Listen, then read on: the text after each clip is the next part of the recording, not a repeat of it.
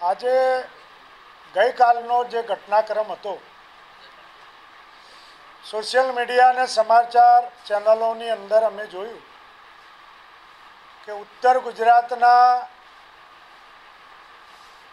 જિલ્લા કોંગ્રેસ સમિતિના પ્રમુખશ્રીઓ,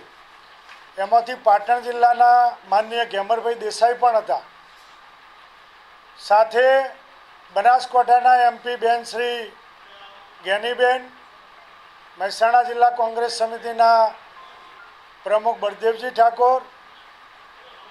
પાટણ વિધાનસભાના ધારાસભ્ય કિરીટભાઈ પટેલ. આમ જોઈએ તો ઉત્તર ગુજરાતના એકને બાદ કરતા બધા જ જિલ્લાના જિલ્લા પ્રમુખશ્રીઓ અને એકમાત્ર ધારાસભ્ય કિરીટ પટેલ, સાથે પૂર્વ ધારાસભ્ય ગુલાબસિંહ રાજપૂત, આ બધા જઈ અને અમને એવા સમાચાર મળ્યા કે માનનીય શ્રી ગુજરાત પ્રદેશ કોંગ્રેસ સમિતિના પ્રમુખ અમિતભાઈ ચાવડાને હટાવવાની વાત કરી રહ્યા છે. ત્યારે આપના માધ્યમ થકી અમે ગુજરાતની પ્રજા અને પાટણ જિલ્લાની પ્રજા, ઉત્તર ગુજરાતની પ્રજાને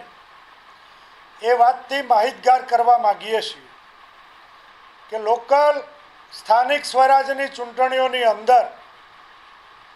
જ્યારે જિલ્લા પંચાયત હોય, તાલુકા પંચાયત હોય, નગરપાલિકા હોય, મહાનગરપાલિકા હોય, આની ટિકિટનો મેન્ડેટ આપવાની સઘળી જવાબદારી જે તે જિલ્લા કોંગ્રેસ સમિતિના પ્રમુખ અને જે તે વિધાનસભાના પૂર્વ એમએલએ હોય કે ચાલુ એમએલએ હોય, આમને સોંપેલી. ત્યારે આ લોકોએ કોંગ્રેસને મજબૂત જો એમને કરવાનું હિત અહીંયા વસેલું હોત તો અમારા ગુજરાત પ્રદેશ કોંગ્રેસ સમિતિની પીએસસી કમિટી છે. આ કમિટીની અંદર જિલ્લાના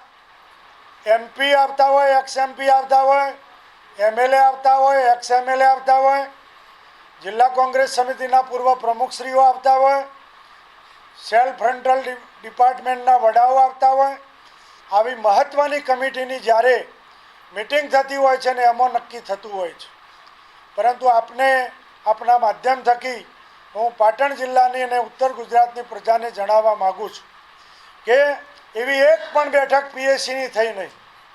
જેના કારણે એમને પોતાના અંગત માણસોને જિલ્લાની ટિકિટ હોય, તાલુકાની હોય કે નગરપાલિકાની હોય, અને જેના કારણે હાલ જે કહેવામાં આવ્યું કે 181 તાલુકા પંચાયતની સીટમાંથી ફક્ત 48 બેઠકો મળી છે, 32 જિલ્લા પંચાયતની સીટમાંથી માત્ર 13 બેઠકો મળી છે. નગરપાલિકાની અંદર તમે જુઓ તો પણ સત્તા મેળવી શક્યા નથી. ત્યારે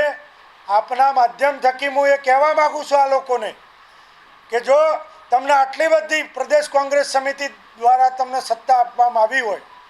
તો તમે પ્રમાણિકતા રાખ્યા વગર તમે પોતપોતાના માણસો અથવા તો અંગત સ્વાર્થ માટે ભાજપને જીતાડવા માટે તમે જ્યારે એવા ઉમેદવારો પસંદ કર્યા જેના પરિણામ મળ્યું નથી, ત્યારે આ દોષનું ઠીકરું તમે ગુજરાત પ્રદેશ કોંગ્રેસ સમિતિના આદરણીય પ્રમુખ અમિતભાઈ ચાવડા સાહેબ ઉપર ઢોળો એ ખરેખર વ્યાજબી નથી. એટલે આજની પીસીમાં પાટણ જિલ્લો અને ઉત્તર ગુજરાતના સૌ કોંગ્રેસી આગેવાનોને હું આ વાતથી માહિતગાર કરવા માગું છું. આપના માધ્યમ થકી એક બીજી વાત કહું કે ગેમરભાઈ દેસાઈ જ્યારે પ્રમુખ બન્યા ત્યારે 2022ની અંદર જ્યારે લોકસભાનું ઇલેક્શન આવ્યું ત્યારે પૂર્વ પ્રમુખ તરીકે હું અને બીજા અમારા પૂર્વ પ્રમુખ શંકરજી ઠાકોર અમે એમને બોલાયા કે ભાઈ આપણી જિલ્લા પંચાયતની 32 સીટો તમે 32 માણસ મૂકી દો. તેમ છતાં એમને કોઈ કામ કર્યું નહીં. અને જ્યારે સંગઠનનું કામ કરવાનું હોય ત્યારે એ માતાજીની આસ્થા મને પણ આસ્થા છે, હું પણ માતાજીને માનું છું. એવા કિંમતી સમય અમને ભૂવાપણામાં કાઢી જેના પરિણામે આપ જોઈ શકો છો કે રિઝલ્ટ મળ્યું નથી. જ્યારે બીજી બાબત, જ્યારે કિરીટભાઈ પટેલ એવું કહેતા હોય કે જ્યારે અમારા પાટીદાર સમાજથી તો મત મળવાના નથી, ત્યારે હું એમને આપના માધ્યમ થકી કહેવા માગું છું કે મિસ્ટર કિરીટ પટેલ, જ્યારે અમે 80,000 વોટ તમને આપતા હોઈએ, 80,000 વોટના અમે માલિક છીએ, ત્યારે તમે અમારા ઠાકોર સમાજના ઉદ્યોગપતિ ઉમેદવાર અને પૂર્વ ધારાસભ્ય શ્રી ચંદનજી ઠાકોરને 20,000 વોટ પણ ના અપાવી શકો, ત્યારે આપને અમે કહેવા માગીએ છીએ કે ફક્ત ઠાકોરોનો ઉપયોગ વોટ લેવા જ આપણે કરવાનો હોય તો એવું રાજકારણ અમારે કરવાનું નથી. આવનાર સમયની અંદર અમે અમિતભાઈ ચાવડાના સમર્થનની અંદર આવેદનપત્ર લઈને માનનીય વિરોધ પક્ષના નેતા શ્રી રાહુલ ગાંધીજી અને અમારા રાષ્ટ્રીય પ્રમુખ માનનીય મલ્લિકાર્જુન ખડગે સાહેબને પણ ટૂંક સમયમાં મળશું,